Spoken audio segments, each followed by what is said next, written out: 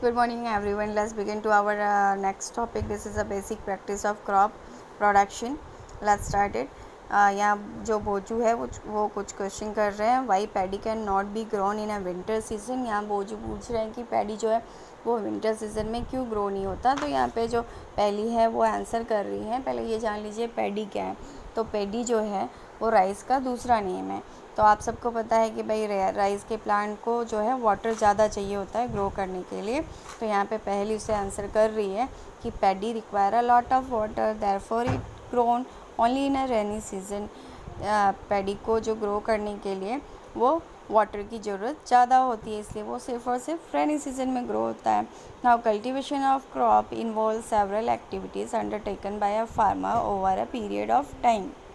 It means cultivation जो crops का होता है उसमें फार्मर काफ़ी सारी एक्टिविटीज़ करते हैं जो यहाँ पे स्टेप बाय स्टेप हमें दिखा रखी है, और यहाँ इसके बारे में थोड़ा हम डिटेल में जानेंगे. First is the preparation of soil, second is the sowing, third is the adding manure and fertilizer, irrigation, then protecting from weeds, harvesting and storage. तो एक एक करके मैं फटाफट से आपको सारे जो स्टेप है वो एक्सप्लेन कर देती हूँ. Now preparation of soil. The preparation of soil is the first step before growing a crop. One of the most important task in agriculture is to turn the soil and loosen it. Okay, तो पहला जो step होता है agriculture का वो होता है preparation of soil. यहाँ क्या किया जाता है, जो सॉइल है उसे लूज़ किया जाता है. इट मीन्स सॉइल को अप एंड डाउन किया जाता है. देखिए यहाँ पे one of the most important task in agriculture is to turn the soil, यानी सॉइल को टर्न करना. इट मीन्स क्या होता है, कई बार जो ऊपर वाला लेयर होता है सॉइल का, जब हम प्लांट ग्रो कराते हैं तो प्लांट जो है वो सॉइल से प्रॉपर न्यूट्रिशन ले लेता है. तो जो ऊपर का उसका सरफेस एरिया है, जो भी न्यूट्रिशन या लाइक नाइट्रोजन्स एंड फास्फोरस, जो भी न्यूट्रिशन उसके अंदर होते हैं, वो जो प्लांट्स हम ग्रो करा रहे थे, जो क्रॉप्स हम ग्रो करा रहे थे, वो न्यूट्रिशन ले चुके होते हैं. उसके बाद जब हम सेकंड क्रॉप ग्रो कराते हैं तो उसके लिए जो सॉइल है उसमें प्रॉपर न्यूट्रिशन अवेलेबल नहीं होते हैं. इसलिए क्या कराया जाता है, सॉइल को यहाँ पे लूज़ कराया जाता है या टर्न कराया जाता है. इट मीन्स लाइक आपने देखा होगा गांव में फार्मर्स जो है वो ट्रैक्टर की हेल्प से क्या करते हैं, सॉइल को लूज़ करते हैं. या फिर पहले के टाइम पे हल यूज़ करते थे, प्लग यूज़ करते थे, जिसकी हेल्प से क्या करते थे, यहाँ पे जो फार्मर है वो सॉइल को टर्न करते थे. इट मीन्स जो फर्स्ट लेयर है उसको नीचे कर देते थे और नीचे वाला जो लेयर है वो ऊपर आ जाता था. इट मीन्स सॉइल को लूज़ करते थे. लूज़ करने से क्या होता है, जो एयर है वो सॉइल में ट्रैप होता है. Okay, this allow the root of penetrate deep into the soil. इससे क्या होता है, जो प्लांट का रूट है वो काफ़ी डीपली सॉइल में जाता है. The loose soil allow the root to breathe easily even when they go deep into the soil. अब यहाँ पे जो लूज सॉइल है वो क्या करता है, यहाँ पे जो प्लांट के रूट हैं वो ईजिली वहाँ से ब्रीथ कर सकते हैं. Okay, why does the loosing of soil allow the root to breathe easily. तो यहाँ पे क्वेश्चन रेज हो रहा है कि भाई जो लूजिंग सॉइल है उससे क्यों जो प्लांट के रूट हैं उन्हें हेल्प मिलती है, वो क्यों ईजिली ब्रीथ कर सकते हैं. The लूजन soil help in the growth of earthworm and microbes present in the soil. अब यहाँ पे जो लूजन सॉइल है, जो सॉइल क्या है, लूज़ हो चुका है, टाइट नहीं है. अब उसमें क्या होता है, ग्रो होता है कौन, यहाँ पे जो माइक्रो ऑर्गेनिज्म है like earthworm and microbes present in the soil. These organisms are friend of the farmer since they further turn and loosen the soil and add humus to it. अब ये earthworm और microbes क्या करते हैं, ये वापस soil को loose करते हैं और उसमें ह्यूमस ऐड करते हैं. But why the soil need to be turn and loose. Okay, तो यहाँ पे सॉइल को क्या ज़रूरत है, हम क्यों सॉइल को टर्न या लूज़ करते हैं. जैसा कि मैंने आपको पहले ही एक्सप्लेन किया था कि एक बार क्रॉप को ग्रो कराने के बाद सॉइल की न्यूट्रिशन जो होती है वो कम हो जाती है. Okay, You have learned in the previous classes that a soil contains a mineral, water, air, and some living organism. In addition, dead plant and animals get decomposed by soil. By dead plant and animal get decomposed by soil organism.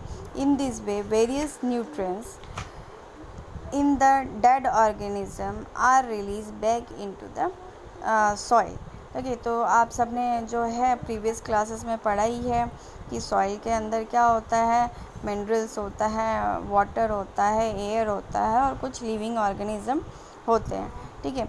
Dead plant and animal gate decompose by soil organism. और soil के अंदर जो रहने वाले bacterias है, microbes है, organism है, इनसे क्या होता है, जो डेड प्लांट या एनिमल्स हैं वो डिकम्पोज होते हैं. ठीक है.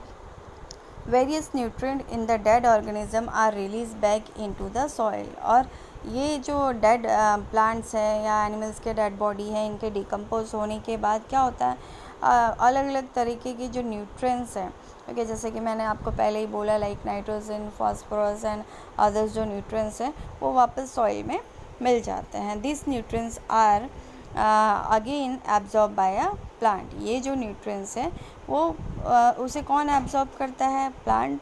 और प्लांट की जो रिक्वायरमेंट है न्यूट्रिशन की वो यहाँ से कंप्लीट होती है. Okay, since only a few centimetres of the top layer of soil support a plant growth. Okay, तो कुछ ही सेंटीमीटर तक जो सॉइल के लेयर है वो प्लांट को सपोर्ट करते हैं ग्रोथ के लिए. Turning and loosing of a soil bring the nutrient rich soil to the top so that a plant can use this nutrient. तो यहाँ पे टर्निंग इसीलिए होता है कि जो टॉप जो सॉइल है वो टॉप सॉइल और के इट मीन्स जो प्लांट है उसके पास जो कुछ सेंटीमीटर तक का जो टॉप सॉइल है उसमें न्यूट्रिएंट्स जो है वो अवेलेबल हो, जिससे कि प्लांट प्रॉपर ग्रो कर सके. Thus turning and loosing of soil is a very important for a cultivation of crop. इसीलिए टर्निंग और and loosing of soil is a very important for cultivation of crop. That's why ये turning और losing जो है ये agriculture के लिए बहुत इंपॉर्टेंट है, कल्टिवेशन ऑफ क्रॉप के लिए ये बहुत इंपॉर्टेंट है. The process of a loosing and turning of the soil is called tilling and ploughing. This is done by using a plough. Ploughs are made of a wood और a iron. Okay, तो ये जो process है इसे हम कहते हैं tilling या प्लगिंग. ओके, और ये किसके द्वारा वो किया जाता है, ये प्लग के द्वारा किया जाता है. और यहाँ पे जो प्लग है वो किसका बना होता है, वुड और आयरन का. इट मीन्स लकड़ी और लोहे का. If the soil is a very dry, अगर जो सॉइल है वो काफ़ी ड्राई है, सूखा है, it may need watering before plugging. तो प्लगिंग करने से पहले इसे क्या करना पड़ता है, इसमें पानी देना पड़ता है जिससे सॉइल थोड़ा ढीला पड़ जाए, लूज़ हो जाए. द प्लग फील्ड में have big clumps of soil called crumbs. It is necessary to break these crumbs. Leveling the field is beneficial for sowing as well as for irrigation.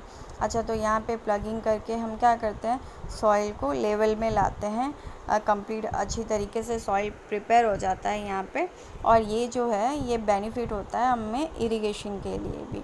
ठीक है. Levelling of soil is done with the help of a leveller. Okay, तो ये जो levelling of soil है ये leveller के help से किया जाता है. Sometimes manure is added to soil before tilling.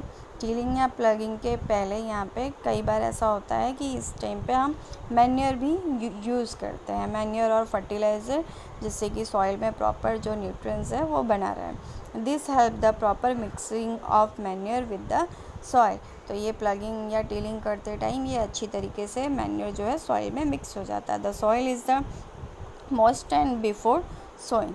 अब यहाँ पे सॉइल जो है अच्छी तरीके से प्रिपेयर हो जाता है कल्टीवेशन क्रॉप के लिए. Okay, so here is the next topic, agriculture implement. तो यहाँ पे हम देख लेते हैं हमारे जो एग्रीकल्चर इम्प्लीमेंट्स हैं वो कौन कौन से हैं.